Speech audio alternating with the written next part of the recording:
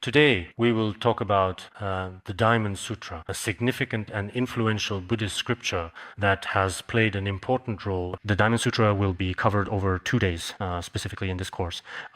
We will discuss the Diamond Sutra in relation to spiritual science. Let me discuss this aspect tomorrow. We'll discuss the Diamond Sutra in spiritual practice. The main focus of these 2 sessions is to discuss principles of the Diamond Sutra. I want to tell you about, on the other hand, because the Diamond Sutra in particular is so significant, also requires proper transmission, although actually last year during the 2018 New Year, I already transmitted it to everyone once, but perhaps in some cases the more the better. Just like in previous years, there have once again been a significant number of people who have reached out, and specifically some are those who have never received the transmission before, and there are some who received the transmission before, but still very much wish to receive it once again, if possible. Everyone believes that the Diamond Sutra possesses great blessing power. It is a comprehensive collection of the Prajnaparamita teachings, personally expounded by the Buddha. As for such an ancient Diamond Sutra, it is especially flourishing and vibrant within Chinese Buddhism. One could put it this way, some scriptures are highly valued in Chinese Buddhism. One is the Diamond Sutra. There is also the Heart Sutra and the Vimalakirti Sutra and the Shurangama Sutra, and also the Lotus Sutra itself. There are others as well, including the Amitabha Sutra and the Infinite Life Sutra, the Medicine Buddha Sutra, the Diamond Sutra, the Heart Sutra, and so on. Which these sutras are also highly valued, but the most highly regarded should be the Diamond Sutra. Therefore, the Diamond Sutra, a renowned and important scripture, some people really wish to listen to it at least once every year. When our precious teacher Jigme Phuntsok was still alive, there was a period when the Dharma King said, even if it was within 10 days, every year he would transmit the guidance on the preliminary practices of Dzogchen once. This went on for years. Each spring, the Dharma King taught preliminary practices of Dzogchen. Some teachings may require this kind of repeated familiarization and continual listening and continuous learning and practice. In this way, you can simply and effectively achieve your goal. The teachings of this teaching are deeply rooted and become truly solid and stable. Otherwise, if we only occasionally listen to a class, it might not really have much effect. The overall impact could be quite small. Sometimes when we hear a teaching, many aspects of Buddhism may seem vague and unclear and not so really familiar to us. But usually by the second or third time we listen, we can truly understand the profound and subtle meaning within. Because of this, that great masters of the past and Dharma teachers have taught these teachings many times, and those who listen have heard them many times. There is a reason for this as well. It's not like worldly knowledge. When it comes to ordinary worldly knowledge, courses in elementary school, middle school, university, studying them once is usually enough. By the second time you study them or review them, there's nothing new to learn. You know it. Buddhist teachings differ. Everyone should be very, very clear about this point as well. So this time, as always, we also want to offer you, due to requests from many people. Originally, I intended to teach another Dhamma, but some time ago when I was inquiring, many people kept saying, could you teach the Diamond Sutra in the next couple of days? Especially in these past 2 days, many people in Han regions are on holiday, so it's actually more convenient for them to listen to the Diamond Sutra. Moreover, as for the Diamond Sutra, it truly has great blessings and power. I taught it before, probably more than 10 years ago from now. I taught it 18 years ago. At that time, I also cited some stories from the Han region about miraculous responses from reciting the Diamond Sutra. Too many If we look into it now, from the Eastern Jin dynasty, spanning many centuries up to the present day, 7 or 8 books. There are especially many records of responses to the Diamond Sutra alone. Some are from the Tang dynasty, some from the Song dynasty, the Yuan and Ming dynasties, and even from the Qing dynasty. As for modern times, I'm not sure if there are any. It seems that in modern times, many practitioners in particular, whether they are famous or have experienced miracles, a few seems to be some, but not many. But those that have been written down are not particularly numerous. Perhaps it's because nowadays, with so-called, the reason why the material is particularly abundant, people are all quite busy with other important things at the moment. Thank you, but I really don't need that right now. Could you tell me what it's for, though? As for the Diamond Sutra, I translated a sutra on the merits of the Diamond Sutra. Now, in the Treasure of Faith collection, the translation that I personally completed earlier has in fact been included in that book. But nowadays, it does seem that, for example, when it comes to commentaries and research on the scriptures, in all these aspects, I'm not sure, to be honest, but compared to other dynasties in modern times, perhaps, there aren't many people lecturing on the Shurangama Sutra either, and not people are studying this field. The same is true for the Diamond Sutra. Few teach the Diamond Sutra. And after studying the Diamond Sutra carefully, there aren't that many written records of miraculous responses either. There are some, but not many. So I think that for future generations, there should be some in society with information so advanced and accessible. At this time, if we can collect some genuine accounts, Diamond Sutra, enlightenment, or gaining different realizations through relying on the Diamond Sutra, including overcoming various worldly obstacles and overcoming a variety of challenges, dispelling illnesses, and attaining worldly health and wealth, achieving fulfillment in these aspects. There should be very many such cases. So today we also want to recite the Diamond Sutra for everyone when reciting the Diamond Sutra in Tibetan regions. Generally speaking, many families each year will recite the Bhadrakalpa Sutra, Diamond or Golden Light Sutra. And they specifically invite some monastics to their homes to recite it once every year to obtain all blessings, whether for the individual, the family, or the entire village, to gain peace, good health, and a sense of smoothness in all matters, and so on, as always. People in Tibetan and Han regions, or in other places, many people probably have similar wishes. So, in order for everyone to attain peace and happiness, they hold Diamond Sutra ceremony every year. This is also really very important. Masters of previous generation, no matter where they were from, some of their various traditions and practices, if we uphold them, then there is still a very profound meaning indeed in doing so. We may not understand why we do this way. We realize we rely on this kind of spiritual power to dispel obstacles in this life. This is also very necessary. Otherwise, when it comes to certain illnesses or disasters in this world, relying solely on force or only on other methods to resist or to counteract them, perhaps by alternative means, it may not be effective. So I think today, with all of you, on one hand, we seek personal peace and blessings, and on the other hand, it is also, in fact, absolutely essential and very necessary for us to receive such a lineage. About the Diamond Sutra, the purpose and reason for discussing it with everyone is like this. Furthermore, on the surface, the Diamond Sutra appears to be a scripture that teaches the Dharma of emptiness. Much of it is unclear or partly understood. Appearance and non-appearance, some parts may not be particularly easy to grasp, but in fact, the Diamond Sutra should, whether one has faith or not, be something that everyone can accept. What exactly is the reason for this?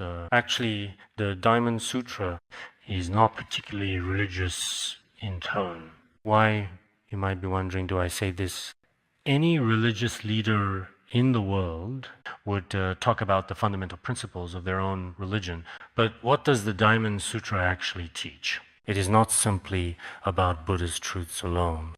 As we all know, when it comes to Buddhism, it discusses past and present lives, karma and its effects, and reincarnation, including the Tathagata Buddha images, as well as the principles, lessons, and important teachings that it imparts to its followers.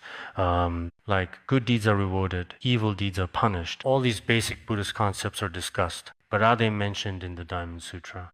They are not mentioned. Not only are they not mentioned, but all appearances are to be refuted. All appearances are illusory. We can talk more about this in a moment if you'd like. Anything that has form is ultimately completely negated. Moreover, in the Buddha's own words, if one sees me through form or seeks me through sound, such a person follows a deviant path and cannot see the Tathagata, seeking me in physical form. Or if you seek me through sounds, then you are following a deviant path and can't see the Tathagata. So what then is the so-called Buddha really like? He is truly formless. He is without shape. He has no sound at all. He is beyond forms, sounds, smells. So what exactly is such a Dharma like? In fact, this point, whether it's quantum mechanics or physics, when they seek the ultimate reality of all phenomena, then they realize, oh, so the true nature of all phenomena is actually not really something with definite form. If we say something has form, then it may not necessarily be real. Why is that? If we try to explain it using some scientific methods, in fact, what people have discovered now, whether it's all these materials, energies, or consciousnesses, these things in reality do not truly exist. Precisely because they do not truly exist, the true nature of all phenomena is emptiness. According to the Heart Sutra, form is emptiness. Emptiness is form.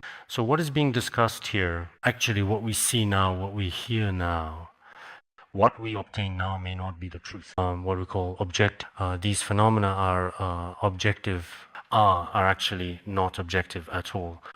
There are, in fact, many emotions involved, whether history or tradition, and all sorts of different elements that make them up. Once these elements come together, the external appearance will gradually change over time. So regarding the Diamond Sutra, some of you might think, oh, this is just the Buddhist Diamond Sutra. It was spoken by the Buddha. Its philosophy is actually capable of breaking through all appearances, including creationism or any kind of form, any kind of idol must ultimately be broken down, dismantled. Why do we break them down like this? Because in the true nature, in the ultimate reality of things, you can't find anything alone. You understand this from reading Diamond Sutra, then you'll see. So this is something that we really need to know, find to have faith and find not to have faith. Because in the Diamond Sutra, you cannot find the thing you believe in. If we were to look for it, the highest would be the Buddha. But even the Buddha, all things with form, have been completely broken down. Other than that, what is the Buddha in our hearts like? Everyone should also reflect inwardly on their own mind. This is one aspect of it. There is also another aspect. Why do we study the Diamond Sutra? After reading Diamond Sutra, it truly has great blessing power. It has great power because it has such great power. If we look at it from the perspective of human history throughout, there are different translations, as I have mentioned before. In our Chinese language alone, the earliest was probably by Kumarajiva, most likely. Later on, many great masters continued to translate it, all the way up to the famous Tang Xuanzang and Yijing. Prior to their time, there were several notable figures in this tradition, one of whom was Bodhiruchi, who played a significant role among those who came before them. Many great masters have already done so. Historically, there have been 8 different versions of the translation, but now only about 6 versions have actually survived. Same in Chinese. And now, for example, in Korean, the translation should have been done relatively early. It should be 1357, right? By that time, it had already been translated. As for English nowadays, many translations Then there are others like French, with the Dutch or Japanese. Currently, there are many different versions of the translation available in use. Some historical records say the earliest recorded written document in the world that has been discovered so far, or rather the earliest book is the Diamond Sutra. It was discovered at the very beginning, right from the start as well, around the year 868 AD. At that time, it was preserved in written form as a book, making it the oldest and most significant, most valuable, intangible cultural heritage in the world. That is the Diamond Sutra.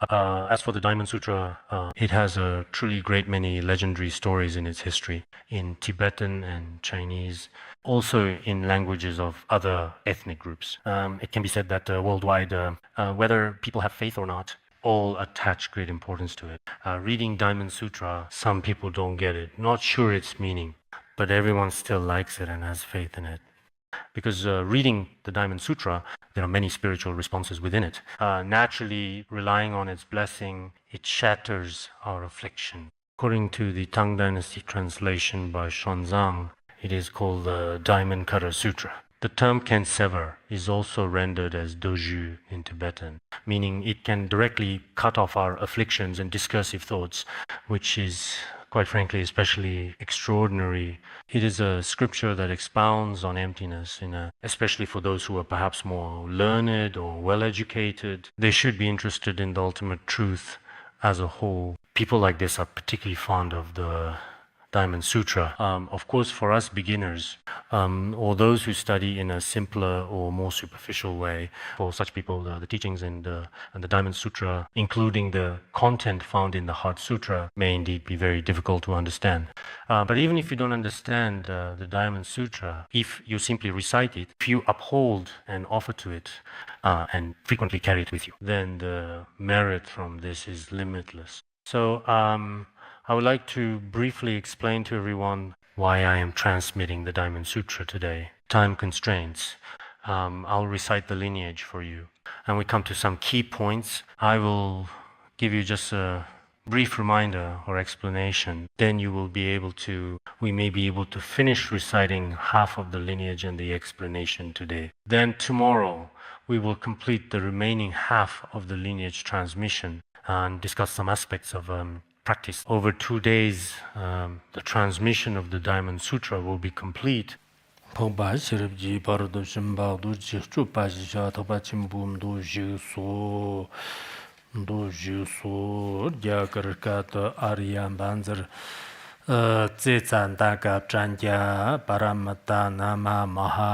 Yana Sutra, Workaton Pashirji Pardo Shimbadu Chupa Tagba Chimbo Sanjitan Shanchus Tagba Chimbumdo, Sanjitan Shanchus Watamjal, Shumsalo, the Kutobati Chiganap, Jumden de Nyamiotna, Yarjaki Sam, Gomezivji Kangaravana.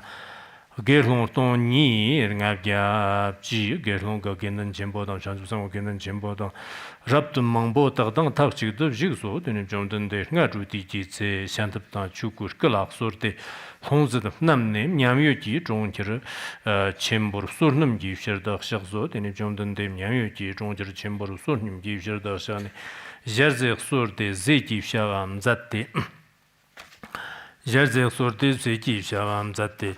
Zeki Shavam Zate Sornum Pane Longzetan Chuku Jerne Javserte Dan Shambanya Lakirmo Jongo Jine Skutrambo Chante Chambam Mundu Jerne Jigso. At the beginning of the Diamond Sutra, it is said that after the Buddha went into the city to beg for alms, quietly and with great compassion, he walked through the streets. After accepting the offering, he washed his feet. There is a mural in Dunhuang depicting this scene, and this mural is called The Transformation of the Diamond Sutra. Its transformation form, this is extremely famous throughout the world. It is widely believed by historians and scholars, based on extensive research and analysis of historical records, that this artifact was created during the 8th century. Even today, it remains one of the most renowned paintings in the world. From this painting, we can also, in fact, see what the daily life of the Tathagata was like at that time. In fact, whether it's these unique and detailed paintings or traditional thangkas, we can observe scenes and activities from daily life back then, in those times, through them. And what else should we know, or perhaps consider as well? The so-called Diamond Sutra in terms of history, including the Danhuang caves, how it was discovered and how it was later spread and promoted to a wider audience. All of these are historically significant matters, especially now with so many different foreign translations available. Some are translated from Sanskrit to English or other languages. Some are translated from Tibetan version. Some are translated from the Chinese version. And in fact, some are translated from several different language versions as a result. So whether we are studying the Diamond Sutra or study Prajnaparamita, I suggest that, if possible, perhaps, to ensure you make the best choice, it's best to take your time and carefully compare several different versions. In doing so, you may actually come to understand the true meaning of the sutra. Sometimes one version says it this way, another says it that way. Recently, I've been reading the Modern Woman Sutra, and it actually has many different versions available. There are various translations of Buddhist scriptures. I think originally it was translated into Tibetan, but it's only when you compare many different translations in detail that you can discover this. So what is it that a significant number of Buddhists here are lacking in their practice? They lack a genuine spirit of research. In principle, both Buddhists and non-Buddhists can do this. Nowadays, many non-Buddhists take certain Buddhist scriptures as the focus of their lifelong research. They may not have faith, but they do possess wisdom. Take the Diamond Sutra, for example. Even if you have no faith at all, if you study it with your wisdom, you should ultimately realize the true nature of all phenomena truly. So this is, for the following reasons, absolutely. So what does it say to you next? Mambo Jordan de Kalavar, there don't a Jordan de Gizalam go, Jonathan and Lanzam Kura, Jenny Churchudon Kodo, Yanti Zena John Nifton Ramjur Teniet, and deeper Jernen Doko, the Zena, Jordan de Stanley Jean de Lacon Chaba, Ramjur Stanley Jean de Stanley Lande, Lacon Chabak Chig, the Zarne Pimol, Yepil, Hanga Sanapsik de Jordan de Kalavar, Lost Thermo Gerard. Jordan de Landirki Sordo, Jordan de Tejan Shabajab Bayon, or San Division to San Wajimbo, Renam La Panok Derby, Tamba Journey, the Pang Dabada, Tejan Shabajab Bayon, Dabber Zoba, Sandi, Yan Dabber Zoba, Sandi, Yan Dabber Zoba, Sandi, Sanani Doba Sandi. Zobas Hangi, Shansu Sanwa Sanwa Jimbo Namla Yonso Taba, Tamba Jirni Yonso Tabana, Jordan de Wumser Loso, de Rosaba Wumser Loso, Jordan de Jansu Sanwa Tabala and Tabar, Jigbe Jerter Nebergi, Jerter Drebergi, Jerter Simrap Zonriki, Tirkichi Soradam, Jordan de Gitsedan Ramjerland, Dirkichi Garsardo. At the start of the Diamond Sutra, what is discussed?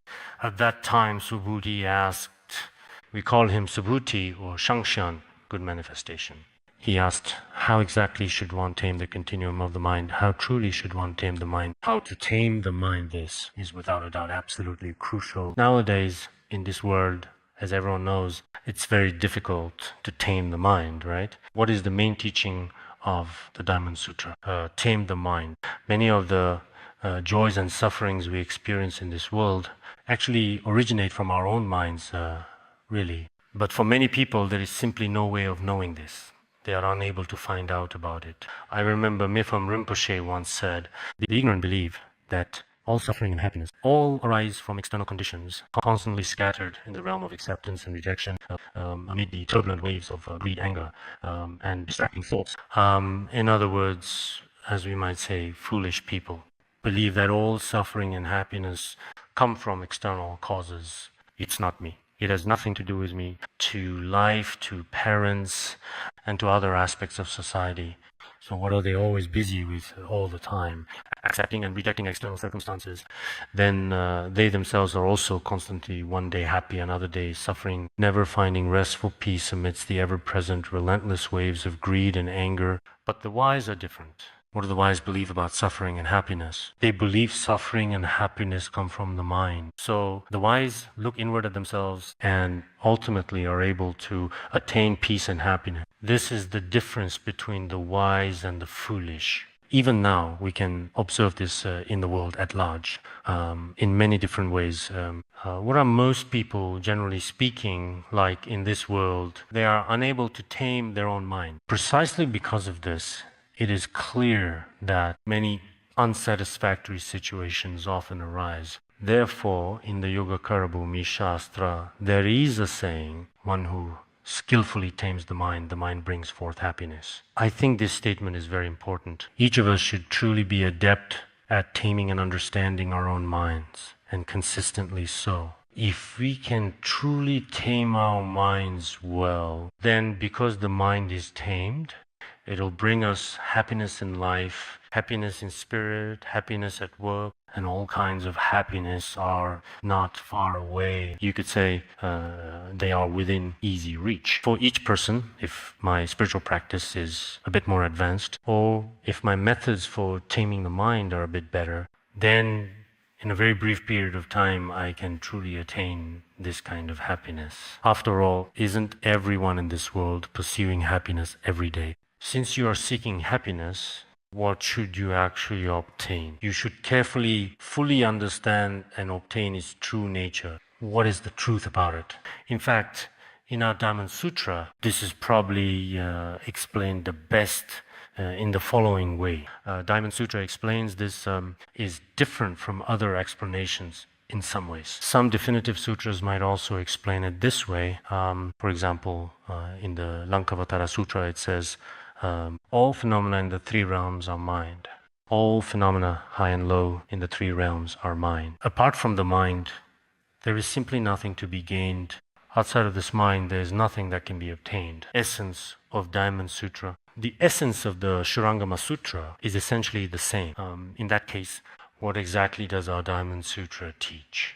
In the past, many scholars have discussed what does the Diamond Sutra teach? Works called What the Diamond Sutra Says. But if someone were to ask me what the Diamond Sutra says, at the very beginning, right from the start, it was about how to tame the restless mind. At that time, Subhuti respectfully asked the Buddha, how do we tame our minds? All sentient beings in the three realms must tame their minds. Then, in the Diamond Sutra, the Buddha explained that everything is of empty nature. As for our mind, you see, we will discuss this in the next couple of days. The past mind is unattainable, the present mind is unattainable, the future mind is unattainable. So our suffering and happiness are experienced through the mind.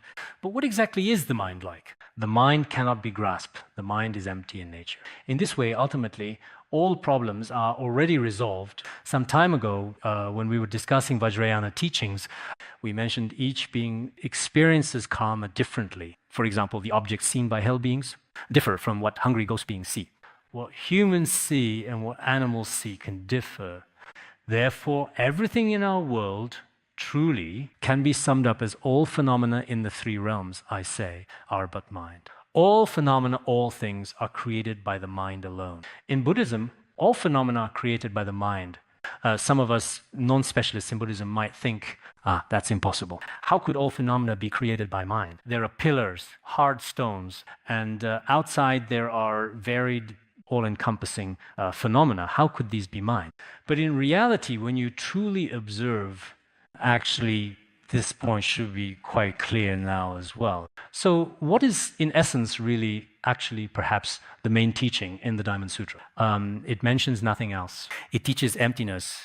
It's just that the methods of explaining emptiness differ. Therefore, if we genuinely and deeply want to understand the Diamond Sutra in a meaningful way, consider why the Diamond Sutra teaches this. Because we can tame our minds. If we want to tame our minds, then by what means should we do so? It is to realize and understand emptiness. Moreover, it is prajna emptiness, not just simple emptiness. Only then will you understand. I've been thinking, why the Diamond Sutra throughout human history has enabled so many people to achieve enlightenment. So many people have relied on the Diamond Sutra to achieve liberation or find happiness. It has a very profound power of dependent origination and blessing. This blessing power, it should be the power of prajna, emptiness. So in the future, when we are feeling down emotionally, we can read the Diamond Sutra or the Heart Sutra. Even when work isn't going well, we can read them too.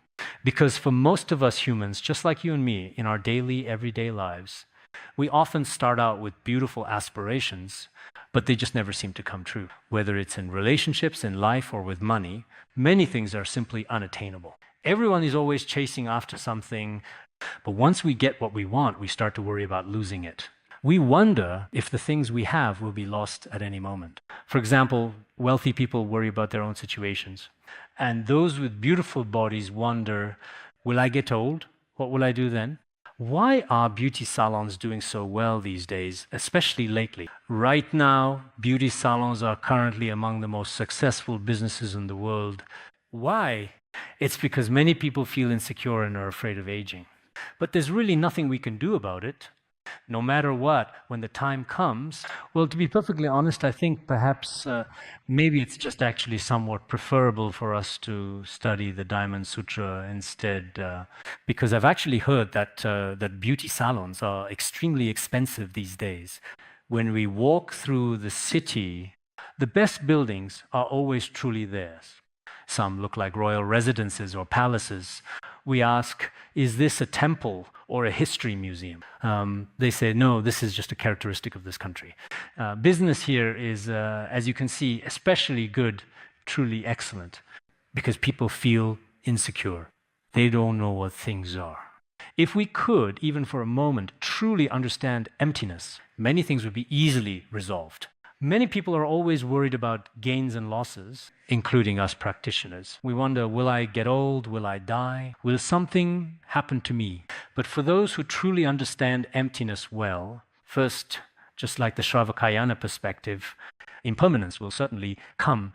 We are prepared for this.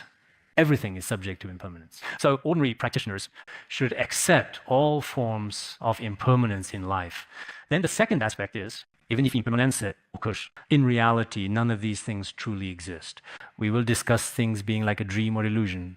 But if we don't discuss this, if the true nature of all phenomena, because we sentient beings, we take things inherently unreal as if they were real. But once we truly recognize them for what they really are, all truths become clear. So sometimes we may not dare to make bold claims, but when it comes to discussing prajna and emptiness, all kinds of pressures, suffering, and fears in daily life simply vanish like smoke and clouds.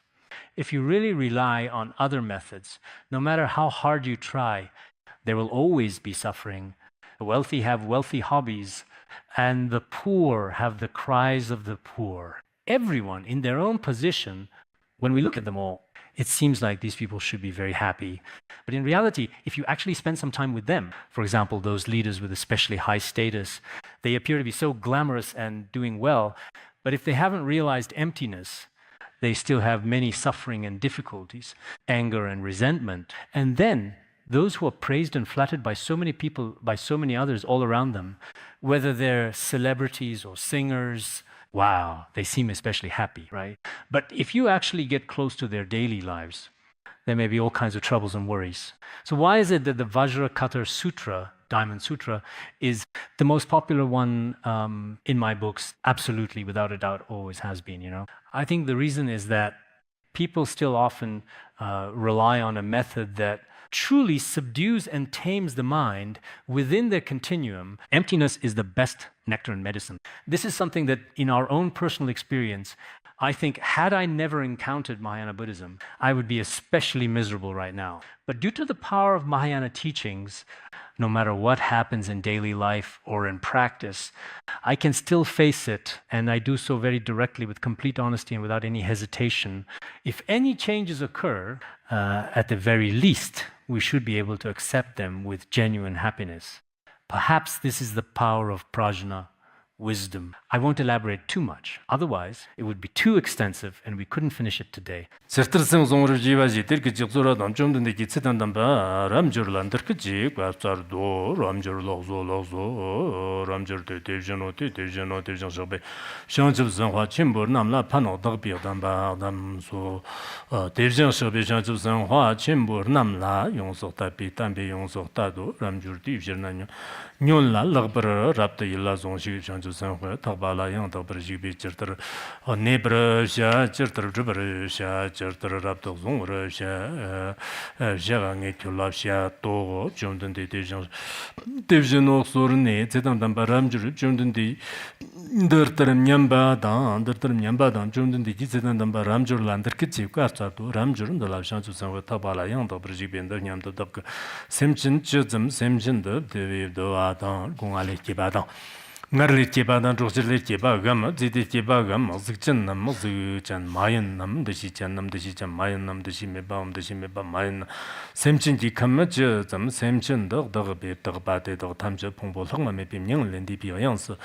Yonsum Yang live Dago, Theatre, Semchin, Sat, maybe Yonsum Yang Lendi, Semchin, Yonsum Yang Davar Jeramedo, Yam the Semki, to Tichijana, Ramjura, Cartive Chanju San Jose.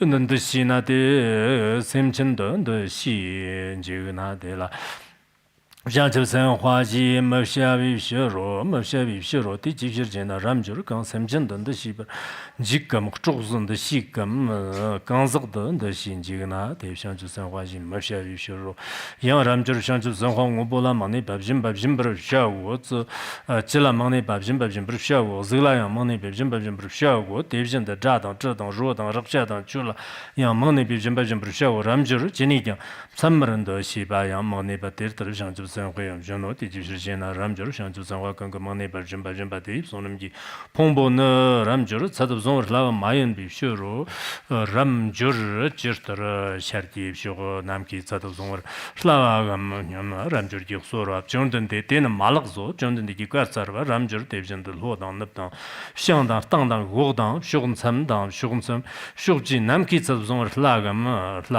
Nyamam.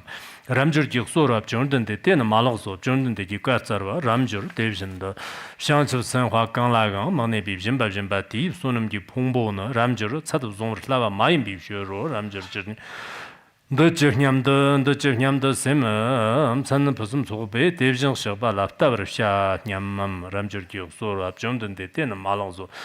San Posum Soba, Devian Shaba, Tower, Mavgiba, Loso, Tijana, Devian Shabim, San Posum Soba, Jiva, Somba Tenian, San Posum Soba, Mamchi, Lata, Go, Terkaji, Soro Adam, Jonathan Digi, Sedan Damba Ramjolan, Derkaji, Quapsardo, Ramjur, Chifniam, the Semtem, San Posum Soba, Tizam, der Zuno. San Posum Soba, Tizam, der Zuno. All appearances are illusory. Isn't that right? This is without a doubt the most famous line in the Diamond Sutra. All appearances are merely illusory. When it says all appearances are illusory, in other words, actually, you see right here, it mainly refers to the Buddha's 32 marks in Buddhism. This is essentially what it's talking about in this context. All forms are illusory. Form is also non-form. If one is free from form and non-form, one sees the Tathagata. So all appearances are illusory actually means, in other words, it is saying that if you see all forms as non-forms, then you see the Tathagata. That's simply the meaning. Some people interpret this form as not being attached to anything at all, and they think of it this way. In fact, when it comes to these so-called forms, we can put it like this. Everyone, within their own personal understanding and concepts, should really have some kind of form. But this kind of form does not truly exist in reality. This form is not something which exists. Nowadays, there is a field called cognitive science. In cognitive science, they have a certain kind of pattern. This pattern is, in fact, a very complex one. As you can see, it is indeed quite intricate and detailed. But as for this pattern, if someone else says it is a certain pattern, in the end, people will truly believe that it is actually like, if no one says what the pattern is, you might not know at all. If you say that there is, for example, a cow's head in it, or that there are two children on a cliff, or that down below there is perhaps a person riding a horse. This is just my perception, not what is actually being said, but I can see it quite clearly in this pattern. With this image, many people have their own unique and different interpretations. But as for these interpretations, actually speaking, in fact, if, for example, our parents or teachers or the people around us say that there is a cow's head here and someone over there, then, of course, naturally, when we look at it, it all turns into that for us. It really does become a cow's head. But if we don't say it that way, or if we lack this tradition, idea, or concept, or if we don't have such emotions at all, then actually it doesn't express anything. In fact, in its own form, there is absolutely nothing of that sort present. So the most crucial thing is that our mind is really what plays a role. But this mind nowadays, when we talk about spiritual science, actually, well, spiritual science in its earliest days could be said to be the spiritual science of Buddhism. Now, some Russian psychologists in particular, one of whom is commonly referred to as Schmidt, should be a person from between 1779 and 1847. At that time, translated the Diamond Sutra into Russian. But later, they believed that spiritual science, the science of Buddhism, is the best and the earliest. Therefore, what we currently refer to as spiritual science, in essence, is what we understand today. Buddhism might be the best method in many different situations. I'm not saying this in any way just because I am a Buddhist. I have also used this example at another school. There is someone named Shi Gong. He was at Tsinghua University studying there. Now he is at another place. He was formerly a vice president of Tsinghua University. Now he is at another place. He obtained his PhD in the United States and later conducted in-depth research in the field of cognitive science. Nowadays, many highly knowledgeable and deeply learned people basically just acknowledge some of his viewpoints. At that time, he gave a memorable speech. And in this speech, he said, the science of the mind has peaked. The cognitive science of the mind has reached its limits, something like that. So what was he talking about in this? It was about our consciousness. As for consciousness, if we try to understand it now, at this moment, through language and thought, we have already reached the limit. Even biological science at present is not able, as of now, to do so at this time. So what exactly is this thing we call consciousness? So what he meant was, in other words, that we have now actually gone beyond these two levels. What are these two levels? One is language and the other is thought. If we don't rely on other means or other ideas under any circumstances and only depend on our current cognitive science and biological science, then it's impossible. We've already reached the limit. He actually stated this, in fact, very openly and clearly. So what should we look for? We need to rely on other methods. If we rely on other methods, does that mean we're just talking about religion or something else? I think this reasoning is indeed present in Buddhism. As a matter of fact, regarding the question of mind, if you consider the question of mind and mental factors in current scientific studies of basic emotions, although they divide them into 10 types, such as gratitude, commitment, different kinds. But compared to the classification in Buddhism's Abhidharmakosha, which has 51 distinct mental factors and 11 wholesome minds, and 26 afflictive minds, with root afflictions and secondary afflictions, there is still quite a significant difference when classified this way.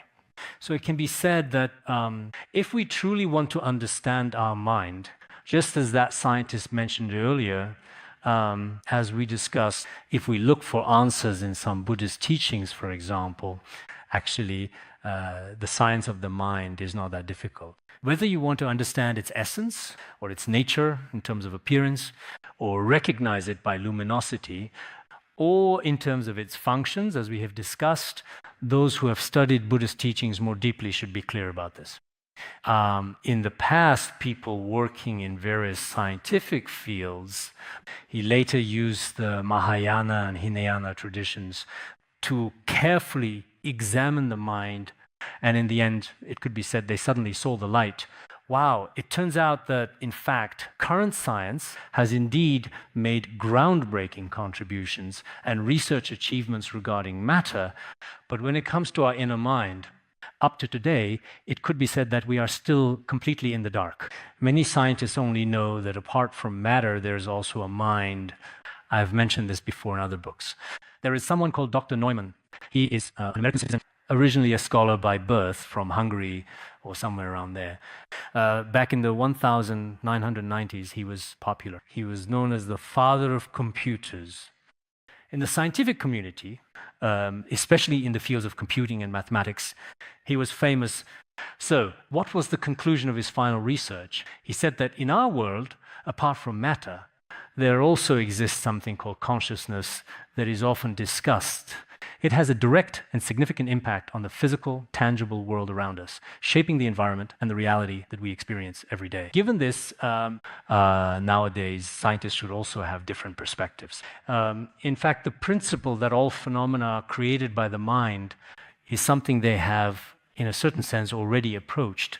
However, if you don't have a direct way at the moment to understand some of the teachings of Buddhism, perhaps there might be some difficulties. In this regard, then, I am very fair and direct, and I have read through many different kinds of, including well-known modern sciences, whether natural sciences or social sciences or sciences of the mind's cognition, including many books on psychology and philosophy. And indeed, I have gone through a great number of various books from both China and abroad. But the more I read and understand, the more I learn in the field of mind science. It truly is the case that whether from ultimate perspective or conventional perspective, one can, in fact, understand some of the deeper meanings within Buddhism, which may truly and genuinely help many people solve major problems in their daily lives. People all over the world are running around attached to appearances, but once you recognize that all appearances are actually just constructs of your own mind, and that in their truly true essence, apart from the many different and various subjective factors that, as we know, make them up and contribute to their overall nature, an objective essence like that really scientists now believe doesn't exist. Why is that? When they very carefully calculate things using scientific methods and do so systematically, things turn out to be a matter of probability. For example, as an illustration, take this teacup. As for this teacup, specifically speaking, some say it's good, some say it's not. But they believe that there are different probabilities associated with it. Maybe person A's probability is perhaps about 10. Person B's probability is 11, and person C and D have probabilities too. All of these can be presented because each person thinks this is good looking. One person says it's good looking, another says it's not. Most people think it's nice, and some people are moderate like this. So is it actually good or not? Because each person truly believes it is good, believes it is not good. But even if everyone were completely unified, it still wouldn't be so clear-cut. Sometimes, when we have democratic elections, it's the same way. Some people think they are good, while others think this person is not good and cast their opposing votes. It's rare to be unanimously approved.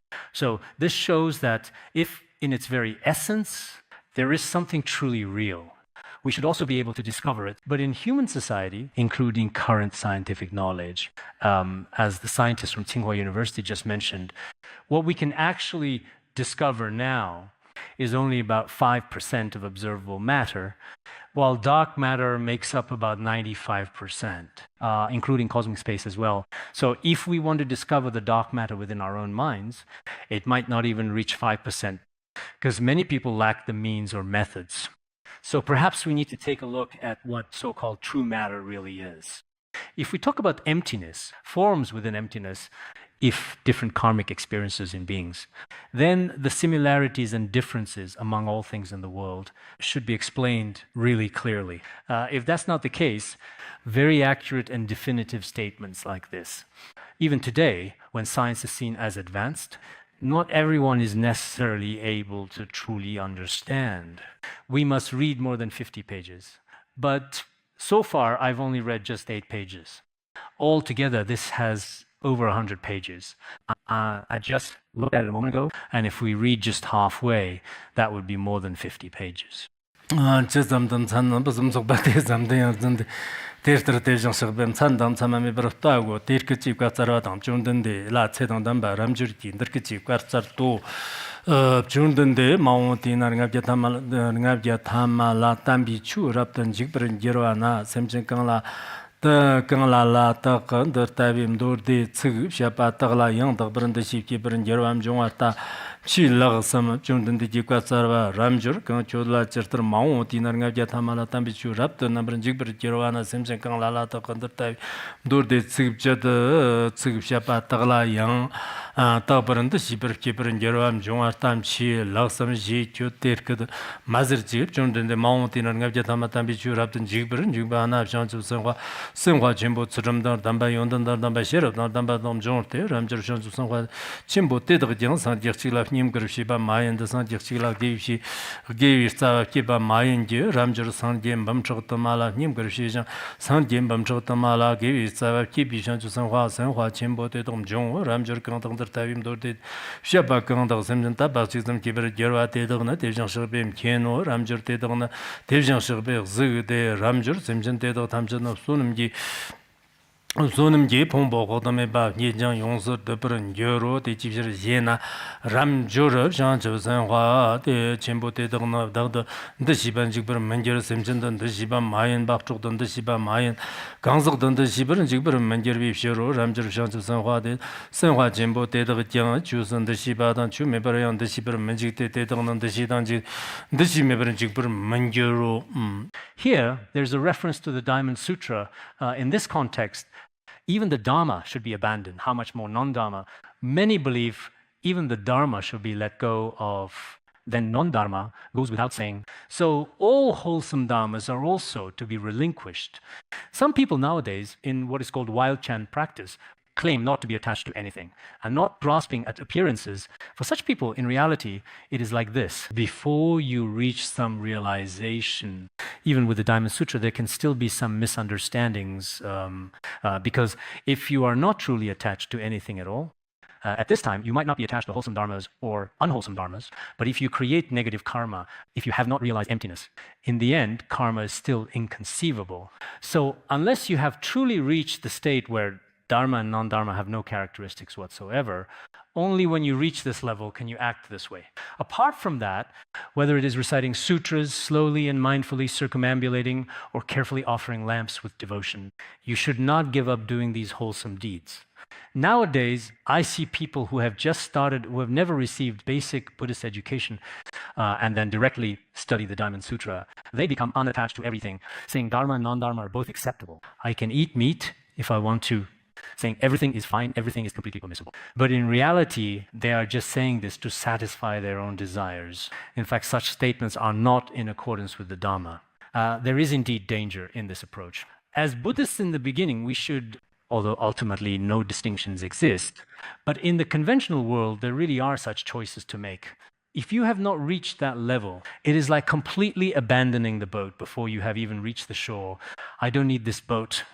You will not cross to the other shore and cannot reach the far shore. In this regard, you must definitely have these foundational methods. Only then can you accept the very profound states within.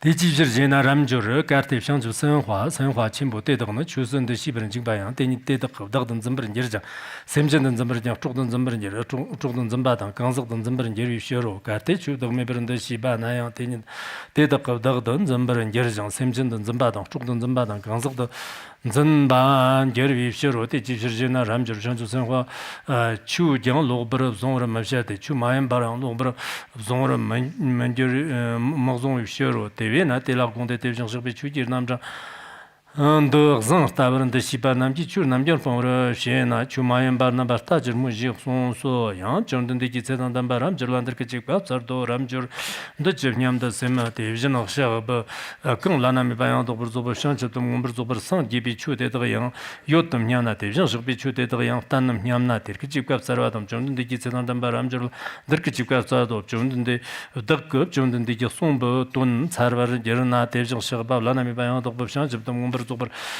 san gebi chu de de la yang mam chi ba la so de jing shi be tan bi chu de de gang mam chi ba la so de ji la de jena de jing shi be chu de de yang ngom zobar san ge ba gam tan ba de la zong de mam chi ba jo de mam chi ba dan de ne chu jang ma la ba chu mam chi ba yang ma la bi la de go de ji la de jena ba bi gang zang nam nan de ni ma shi ji rab de shi bi la de go jong den de ji ka sar ba ram jung de nyam de sam de ri gi mo gang la la ji ge ton sam ji ton chen bon ji ten ji kam de rom bo chi snap den ji rab de gang de jin ba ri gi mo gang ji ge so nam ji pong bo mong de jie de nyam mam ram jur ji so rab jung den de mang la so de ro sha ba mang la so ri gi mo gang Jele sonamji pombo manda kiedo te jilade jena sonamji pombo te yang pombo mamji behlato tevena devjan sobe sonamji pombo la son jirson so jon de ki kwarcharwa ramjurji chikki bagum rikki mo konsumji tonji jiktenji kamda rambo chirna danji rapta kanwar shi de jimba we kanga chuji namjan de langsik thana sibjiwi tsubja pa chikzum zona yang jan tagla yang takbar chajang takbar tomba na jitele sonamji pombo manda Here it says, if the 3,000 great thousand worlds were filled with the 7 precious substances and then gave them to others, the merit from that would be immense. But if someone regarding this Dharma, even just a single verse, a 4-line verse, if they recite or uphold these 4 lines or explains them to others, then his merit and virtue far surpass his. Everyone should remember this point. Sometimes on occasion we offer, when we make offerings to the Buddha, if we fill the 3,000 great thousand worlds with the 7 treasures and made offerings, none of us would have that ability, right? But if you uphold the Diamond Sutra yourself, the merit you gain, or the merit from explaining it to others and practicing it, already surpasses that merit. So today, as we all come together, whether it's listening in this way or me explaining it to everyone, I also accumulate great merit. Here, by upholding, diligently practicing, and thoughtfully reciting it, these merits are absolutely immense. As Buddhists, even if you don't understand the meaning inside, but you should think, wow, the Diamond Sutra is truly wonderful. So I should ideally, every day, if not every day, then every month, if not monthly. As I've mentioned before, then read it once a year, especially on particularly special days. If you read it once, these are the true words of the Tathagata. It should be very meaningful. If you don't believe these words of the Tathagata, then that's another matter. But if you do believe, you should approach it with a joyful heart. Before we die, to encounter this sutra in our lives is truly fortunate. That's how we should think.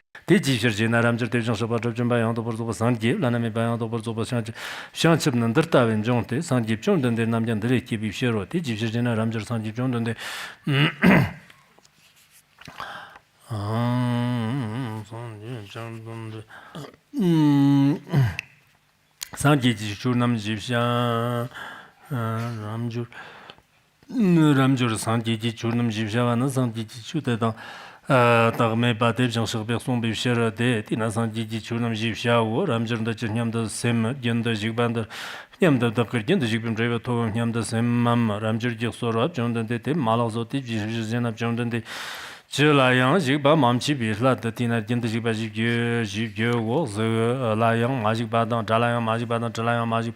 Chilayang Malag, Rolayang Malag, Shalayang Malag, Churnamlayang Malag, the Jindajibajib, Jila the Jina Jondan, the Katet Jindajibam, the Ducker, Jinda, Jibam, Jevo, Nyam the Sempertina, Tinila, Dodon Zamba, and Jera Lozo, Semjan, Dunzambada, Chotan Zambada, Consultant Zambar, and Jera Lozo, Jondan, the Jquatsara, Ramjun, the Nyam the Sem de Lansi Shirgum, the Nyam the Dakalansi Shirgum, Jevo, Nyam the Semam, Ramjur Jinaba, Jondan, the Temalazo, the Jila the Jinakala.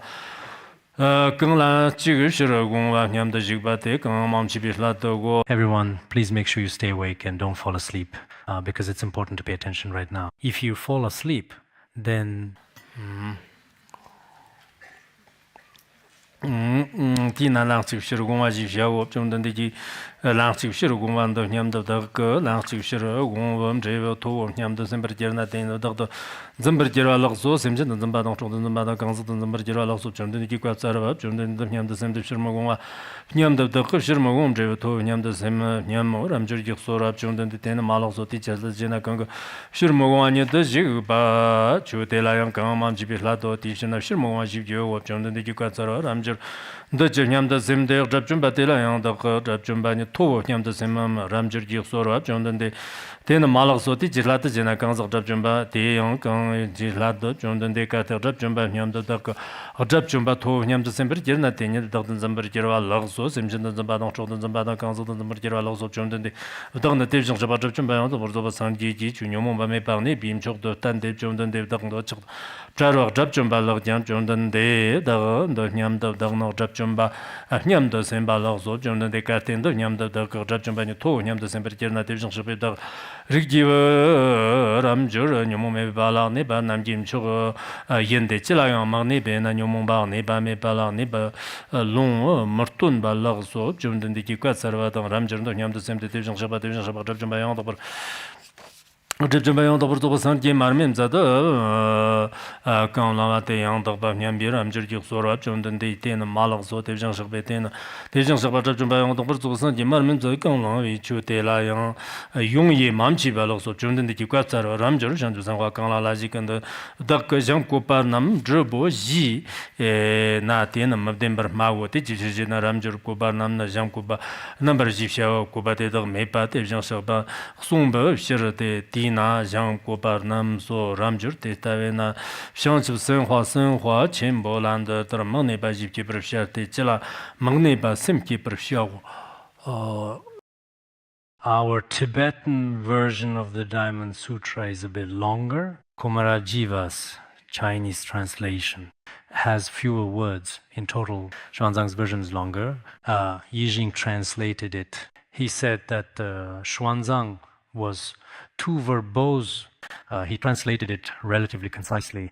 But since they were all great translators, otherwise, what should be included in the Buddhist scriptures? From my perspective, I think Xuanzang's translation is quite likely the most suitable. Why is that? It's possible that there were many different original versions. But Xuanzang's version, when we originally taught it, it seemed we were using Xuanzang's version. Later, we switched to Kumarajiva's version.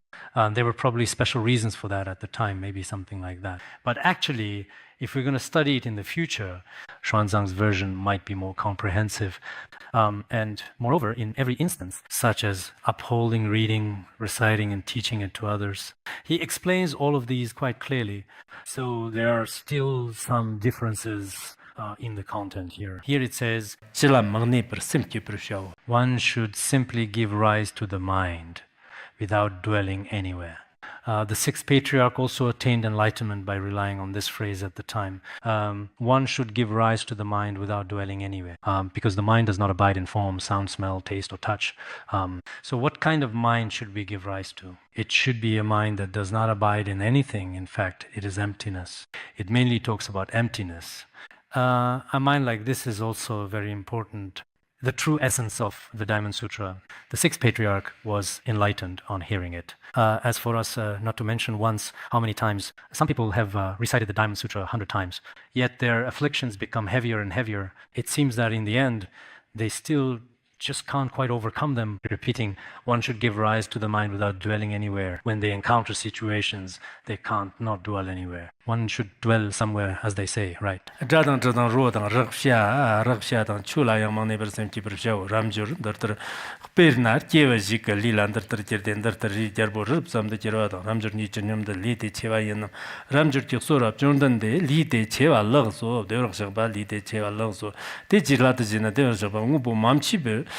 송비 라토 디나 리데 제와 집교 데라 아고무보 맘치 베데정 서백송데 데나 리지샤오 존데 기과 자르와 람저르 집냠도 셈데 건강롱구 지마니 건강롱구 지마니 때 고난 제르 데더 시마간 엠바데나 망와 옛남 람저르 기소로 존데 건강롱구 지마 데더 장 망와 럭소 데더 시마 따무지 전처럼 존데 기과 자르와 람저르 교도 무바라 샤고 초지 콩도 집을 샤고 건강롱구 지마니 chernipa technique jiktengi kamna kebagam badmi kanglala jikaram bo chernadan dirapta kangshede tejan sabatrap chumbayan do pordo basangi namlab jimba jana ramjurda chernyam dasem kebagam badmi teir jelap sornim de kebagam ramjur ki soro apjondan de malagso devrshaba malagso devrshaba mar kedan badmi kanglala sonum gi mangda kipar lagso denim jondan de kipka sarwa ramjur kongon jiktengi kamdena de bo chernadan dirapta kangshede tejan sabatrap chumbayan do pordo basangi namlab jimba kongo chuji namrando tana tsugjibi tsuzubjaba shiguzone jandagla yangdag burjabade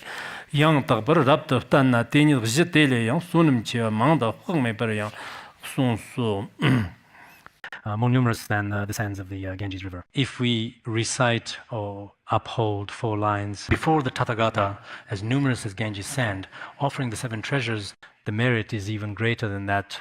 Tif sonum de tsatme ba mangda chame ba phomar mezo ya ramjurji chogana la jikar namjandala tana sugjibi tsuzubjaba zam tondam tonbi sapchote na ladam dan lamayandam jibin jiten churten de kerwa sijigi chuji namjanda lembadam jwadam zambadam chamadam lokbadam shanjubadam surjinda yellapshi ba sarwa yella shibran sarwa ngum sarwa dambar kerwa tarmugyon jino tertombagam lama tabara kerwa yang rongwa neso terki jikwa sarwa dam jomden de kizedam damba ramjurlandir ki jikwa soro jondan de chi chuji namjan de mangla chertar zongwar ge ter ki chizora dam jondan de chitsan dam ba ramjorlandir ki chizoro ramjor chuji namjan da na ma shere di pardo jimba ndar tar zongji de ji jirna ramjor dan de yongba da shere di pardo jimba kan song ba de na pardo jimba me bi jir de di na shere di pardo jimba ji jaw ramjor de junyam da sem de jang shaba da jimba yang kan ga song de la yang chuang da ba yodum nyam ramjor ji soro jondan de jang shaba song ba chu de yang kan mam chi song so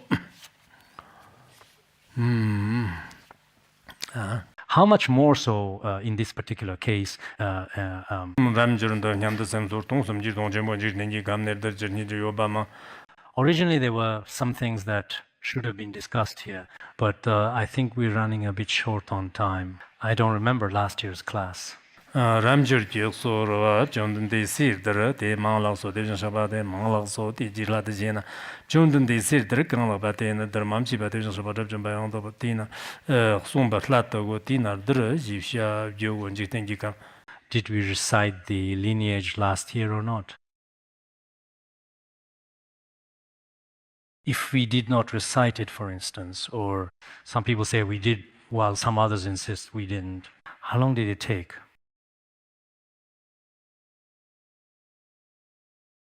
It was also 2 sessions. It seems like it wasn't at all in any way.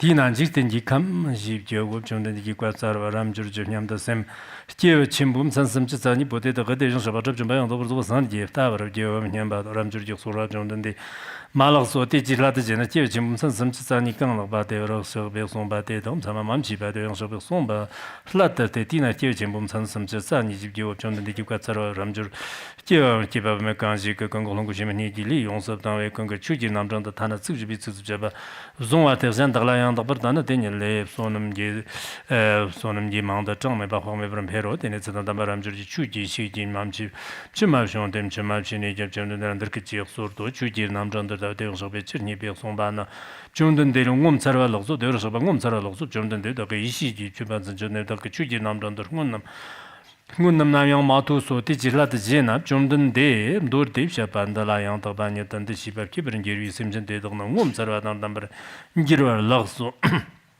Those who develop faith in the sutra are extremely rare and precious.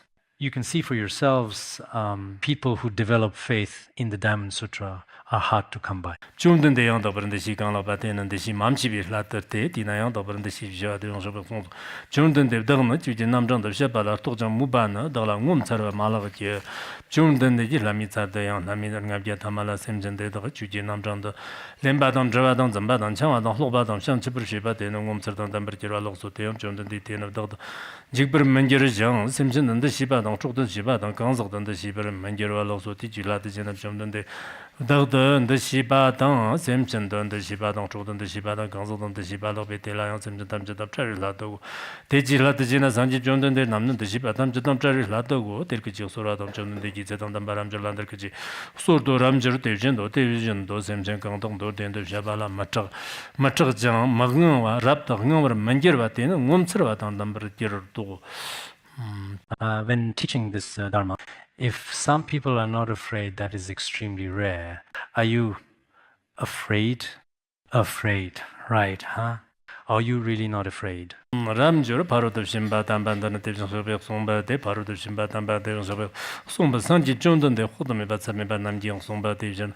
Tina Parod Shimba Tamba Jisha, or Ramjur Division Shabab Zobi Parod Shimba Somba Tena Zobi Parod the Shimba Medo Tijishna Ramjur Gang Ki Kagalang Yarpu Ni Yanladan Yanlam Japa Kirati Tsela Dagdan the Shibagam Simpson and the Shiba Shodan the Shiba Ganzo and the Shiba Yamashon Ngalan the Shijang me ban jigun de shi me per jerwa ga ma yin bi shiro de ji ji na ram jir ka de di che nga la da den de shi per shong na di che no sim jin de shi jam jong we sem jen de shi ba dang chu den de shi ba dang gang zo den de shi ba de di che no sim den de shi ban jong yu shiro ram jir nge mo ber shi ban de bi ti na ga nga che nga gi ti nga che ber nga gi zo pa ji sha ba chang chong de jerwa di che na nga la da den de shi ma shong sem jen den de shi ba chu den de shi ba dang 강석든 시바 마숑 오람저 때때나 장주상화 전부 더 시바 탐처도 더 시바 탐처 빵데블라네 바용도 버조 샹집도 셈키브르죠 아즈글라야 마네 버셈키브르죠 자당 저동 로당 럭샤나야 마네 버셈키브르죠 출라야 마네 셈키브르샤고 추 메발라야 마네 버셈키브르죠 출라 마네 바용 셈키브르죠 티지지지나네 바칸 바테나 마네 비브저데 데베나 데비정 셔바 안더케지 거저도 장주상화라야 마네 버점바점브르 샤워 지송소 람저 상회 때들 심진 담지기 돈도 좀 봐용서 동을 샤워 심진 담지 공연 바대용 더 지셔버데 대용 샤바 담지 강다가 송비 때덕 담지니 좀에도 뒤저도 람저 대비정 셔바나 양다 배송바 뎀브로 송바딘 뎀브로 송바 대비정도 송바데 대비정 셔바나 로버로 송바 마임 비슈로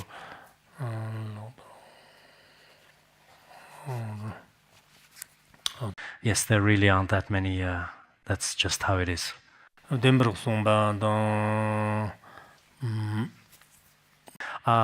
this means here is the Tathagata is one who speaks true words, real words, and words of truth. He does not speak different or lie. Here, we are talking about the Tathagata, the ultimate truth, the conventional truth, the true reality, and also the present truth. He thoroughly understands all phenomena.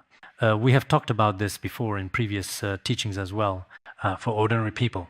Perhaps when they speak once, they don't have ultimate meaning or provisional meaning, or they may not match the capacities of different sentient beings to suit the minds of sentient beings, except for a few very wise people who may say things. Apart from that, it is very difficult. So what is said here is the Tathagata is a speaker of truth and reality without deviation. He speaks as things are and does not deceive. In the translations by Tang Xuanzang and in the Tibetan versions, the Tathagata is described as a speaker of real words, words of truth, words as they are, and words that are not different. There are, in this category, an overall total of 4 types. In Kumarajiva's translation, there are 5 types. Tathagata's words are true. So this is something we should also be able to see.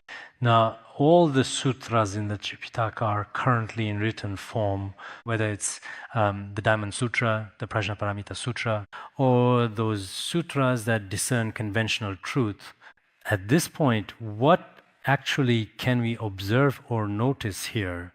There should not be any component or aspect of deception present at any point in any form or manner. Just like in the Pramanavartika, the Tathagata has truly eliminated the cause of speaking falsehoods, and he has truly realized the ultimate nature of all phenomena. In this way, our faith in the Tathagata is not truly blind superstition.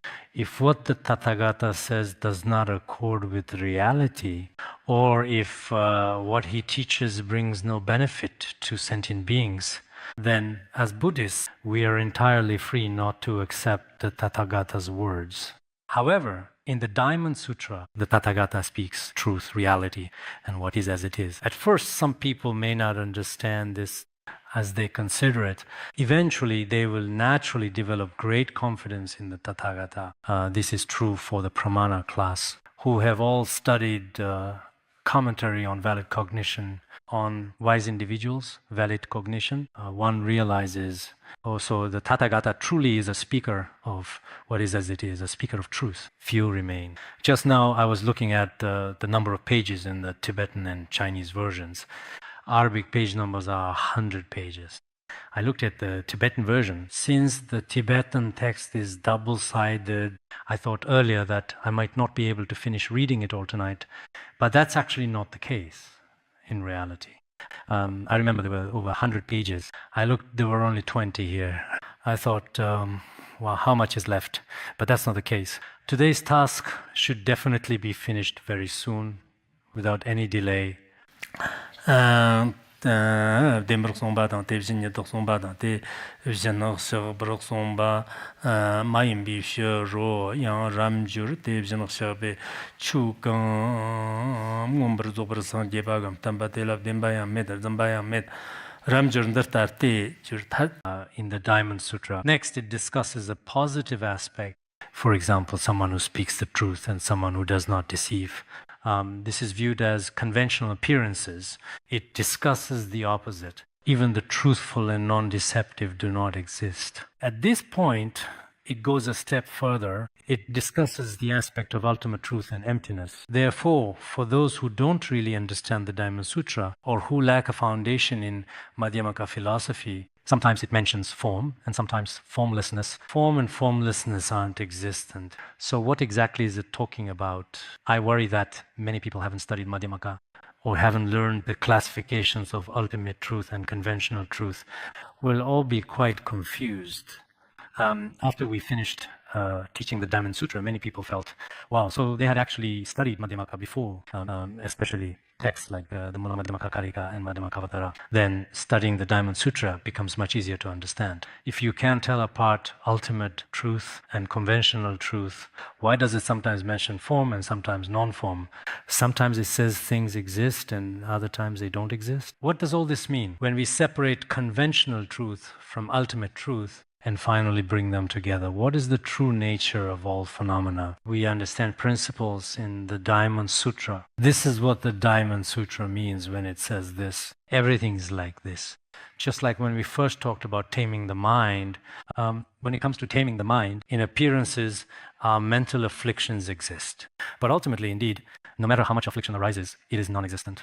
If you understand from both aspects, only then can you grasp the real nature of afflictions. If we only acknowledge the side they currently exist on and ignore the side where they don't exist, then it is very difficult for sentient beings in the three realms to understand. People believe these things exist, always focuses on this appearance, but these appearances aren't reality.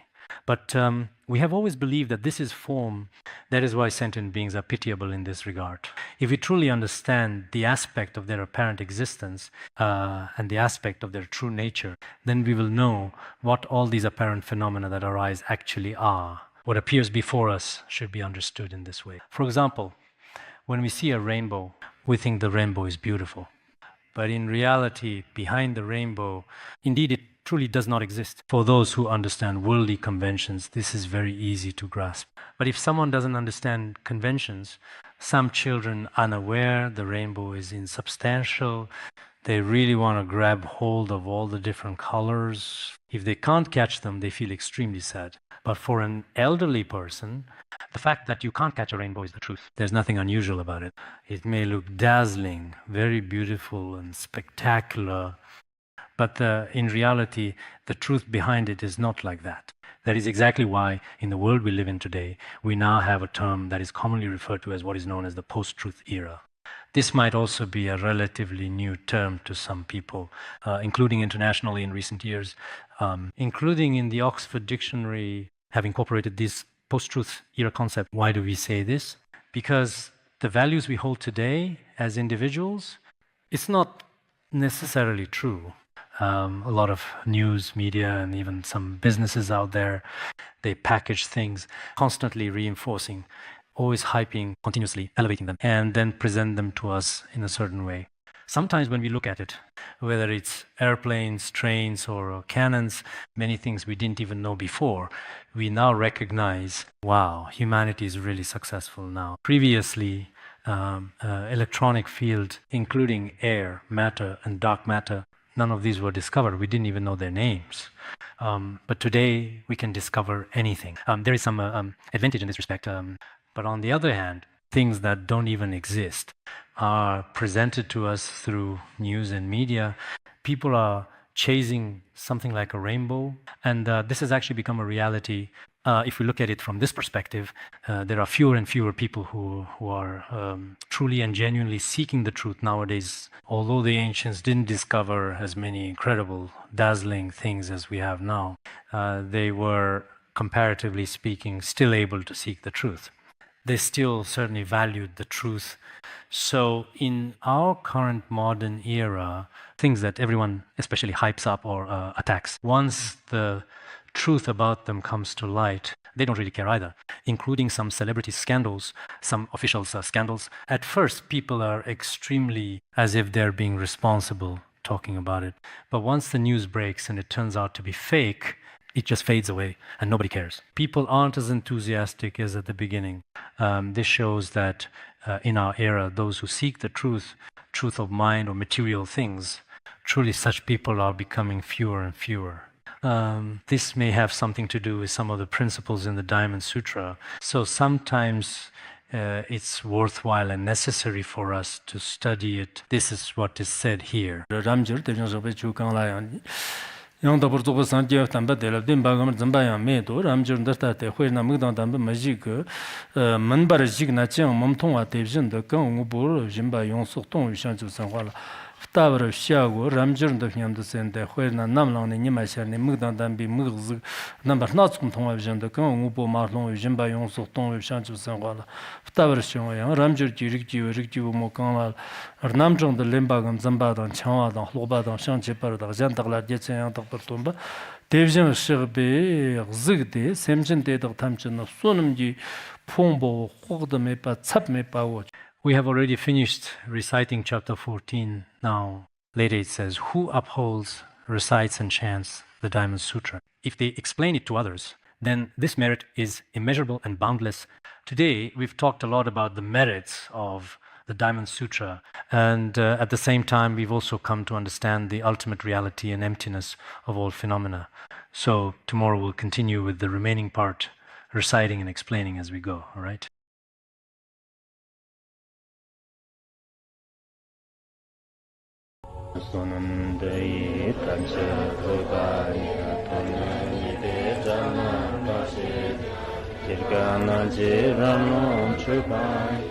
Jupun Solen Droa Bandarangara Badma Asadarda Bandarangara Badma Asada Bandarangara Badma Asadarda